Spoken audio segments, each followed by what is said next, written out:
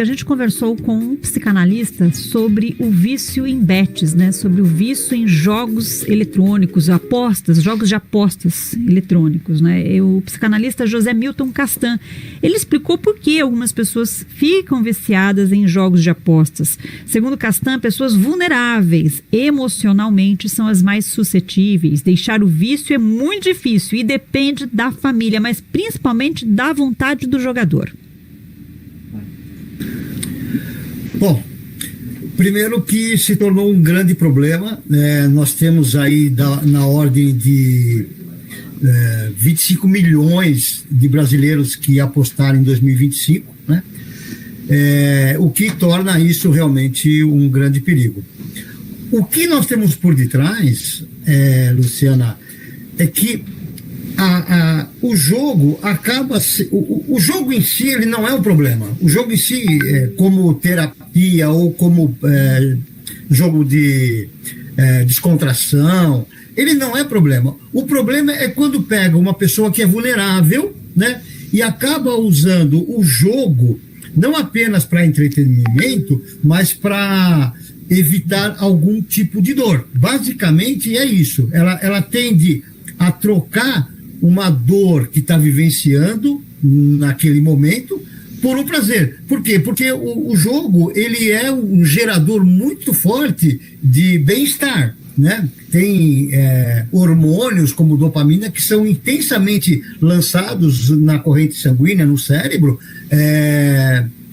como fonte de prazer.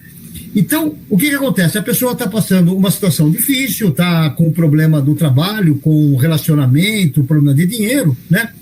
E aí descobre que naquele momento que ela joga, os problemas desaparecem e ela fica muito feliz, entre aspas, né, em fazer o jogo. Qual que é o problema? Isso passa, né? Daqui a pouco o jogo termina.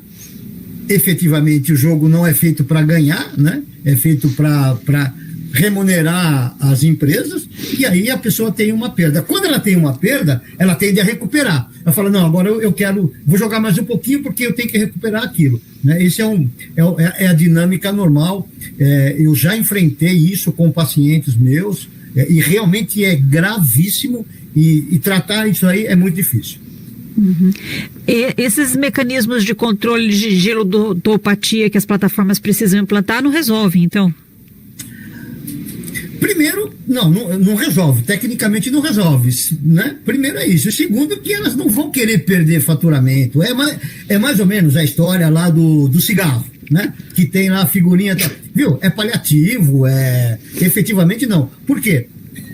Porque quando a pessoa está viciada nas apostas online, muitas vezes ela por si só, mesmo que ela queira, eu estou perdendo dinheiro, tal, eu quero parar com isso. Se ela tem uma predisposição genética se tem uma tendência para isso, ela fica efetivamente presa, assim como todos os outros adictos ficam presos, como um drogadito, como um fumante, como um alcoólatra. Na verdade, é o mesmo modelo. Então, funcionar não funciona. E a dificuldade é que a pessoa começa a mentir. Isso é clássico, Eu tive um caso de um paciente meu, um rapaz, que ele teve a capacidade de pegar, sabe, uma mini geladeira? Uma geladeira pequena de casa, teve a capacidade de pegar a geladeira, colocar nas costas, sair escondido para vender a geladeira para ter dinheiro para apostar, né? E ele estava me lembrando agora esses dias, agora voltou o negócio da figurinha da Copa, né? Ele tinha alguns anos atrás um álbum completo que ele amava e ele vendeu o álbum para conseguir dinheiro para poder jogar, né? Uhum. Mas sempre mentindo, sempre evitando, sempre negando, não, isso daqui eu não fiz, eu não uso, sempre nessa linha. Uhum. E o senhor consegue, por algum mecanismo ou algum tratamento, recuperar pessoas que estão viciadas em jogos? Luciana, eu te digo que é um desafio gigantesco, gigantesco. O problema é o seguinte, somente a pessoa por si só, se ela tem essa tendência, ela não consegue. Às vezes, a terapia, dependendo do grau de vício, a terapia funciona, ajuda, né? Quando vincula bem, quando ele começa a confiar no terapeuta e fala, não, eu tenho que ser autêntico com ele, eu tenho que ser verdadeiro, ajuda, né? Mas, nem sempre, porque nós precisamos do uso de apoio medicamentoso, porque se tem ali uma ansiedade junto, se tem uma condição de algum transtorno como depressão junto, né, comorbidade, você precisa efetivamente entrar com medicações para reduzir a ansiedade. Essa redução de ansiedade faz com que gere um pouco mais de controle, ou alguma medicação também para reduzir a impulsividade, né, para começar a trabalhar. E tem casos, eu já tive caso de internação, e existem clínicas de internação para viciados em jogos. Então, a lógica, a cadeia se está tendo um prejuízo, se a pessoa chegou no momento está tendo prejuízo, ela teve consciência, porque esse é outro ponto interessante, Luciana. Eu já escutei várias vezes a seguinte história, né? Quando eu entro na fissura, na falta que eu quero jogar, eu não tenho consciência que eu estou jogando. Eu simplesmente estou lá impulsivamente jogando, eu não tenho consciência, eu não sei o que eu estou fazendo, isso é verdade mesmo, né?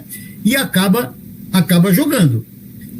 Quando perde, vem o efeito negativo, né? Vem a culpa.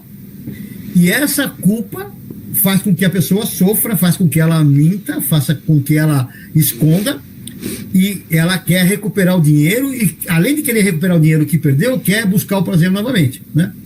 Então, a lógica se não está conseguindo controlar, se está tendo prejuízo, e se teve consciência, né? Adquiriu a consciência, puxa vida, realmente isso aqui está grave, né? Tem que procurar uma ajuda profissional. E o primeiro caminho realmente é isso, é uma terapia, né? O segundo caminho é procurar um psiquiatra, um médico psiquiatra, para entrar com a medicação, para reduzir a ansiedade, imputar um pouco mais de controle, um pouco menos de impulsividade. E tem uma coisa muito legal, muito interessante, que eu acabei descobrindo na época do meu primeiro paciente, que existem, não tem o NA, os Narcóticos Anônimos, tem os jogadores anônimos. Existe uma entidade online, inclusive, né, que tem as reuniões, que segue o mesmo modelo do AA e do NA, né, que também ajuda. Então, quando você tem a conjugação de todos esses colchões de apoio, essas redes de apoio, né, existe a possibilidade de melhora. Mas, fundamentalmente, Luciana, se a pessoa não quiser, se ela não tiver engajada mesmo, verdadeiramente engajada em melhorar, em ter controle da sua vida, ela não vai sair mesmo. E aí, por isso que nós temos aí tantas pessoas jogando, né? Mas, na verdade, Luciana, eu acho, no meu entendimento, eu não quero ser alarmista, não, mas desculpa a expressão, mas é um cancro, é uma epidemia, né? É uma coisa extremamente grave. As entidades estão muito preocupadas porque tem muita gente devendo. Eu tive uma outra paciente que ela era sócia com o marido numa empresa, né? Uma empresa pequena, média, de 50 funcionários. E ela se tornou adicta a jogo. E o marido não sabia, ela escondia muito bem. E ela começou a perder dinheiro, né? E começou a pedir empréstimo no banco para poder pagar. E é sempre naquela história, não, agora eu vou conseguir recuperar o dinheiro e devolvo e faço pagamento. Uma crise enorme na empresa, na crise conjugal, que é de difícil superação.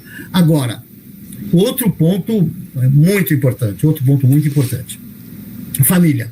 Né? A família não entende. A família diz que você é um viciado, você é um perdido, você é um cabeça mole e tal. Nada disso adianta. Tem que entender que nós estamos tratando de uma patologia. É uma doença. É uma doença, novamente eu digo, como é a adicção à cocaína, álcool, né?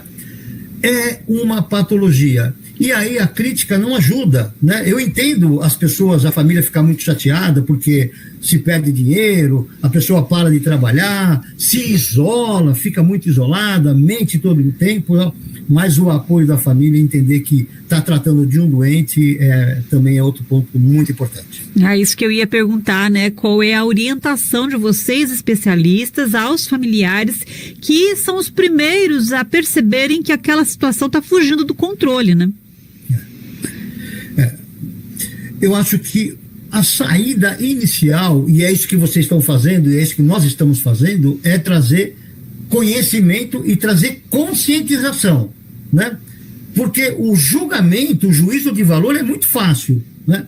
Agora, esse entendimento que nós estamos tratando de uma doença de difícil controle, que está ganhando essas proporções absurdas, tem que ser entendida como uma doença efetivamente, e tem que ser colocada num lugar diferente de uma pessoa que é, sei lá, um perdido na vida, um alienado, um mau caráter. Não, nós temos que entender que nós estamos tratando de uma doença. Então, a conscientização é o primeiro ponto. Conscientização. O adicto, né, o jogador, a hora que ele começa a verdadeiramente sofrer, porque tem uma ligação, tá? Eu perdi dinheiro, mas eu vou recuperar, eu perdi dinheiro, mas, sabe, tem uma negação, isso aqui está sob controle. Outro ponto extremamente importante, eu jogo quando eu quero, quando eu não quero, eu não jogo. Começou a ter esse tipo de prejuízo, é problema. Então, se tiver consciência e tiver entendimento que está tendo um prejuízo real e verdadeiro, e começar esse processo de autocontrole, de buscar ajuda, existe uma chance. Mas o que eu te garanto, viu, Luciana, te garanto, da minha experiência pessoal, não é na primeira, não é na segunda, não é na terceira. A nós, psicanalistas, psicoterapeutas, psicólogos, cabe a condição de suportar a nossa própria frustração do paciente chegando no consultório, puta, doutor, olha, joguei de novo. Nossa, eu vou dizer para você que é um balde d'água na cabeça da gente, mas a gente não pode nem vacilar e falar, não, beleza, estamos juntos, vamos remar novamente. Eu sempre falo isso, começa a remar novamente, vamos lá, eu confio em você, acredito que vai dar certo e tal.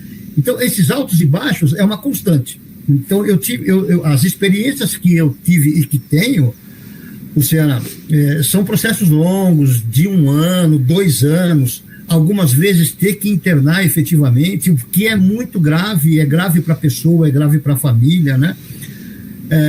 Então eu digo para você que realmente nós estamos à frente de um enorme problema social, né? E que lamentavelmente o governo ganha com isso, né?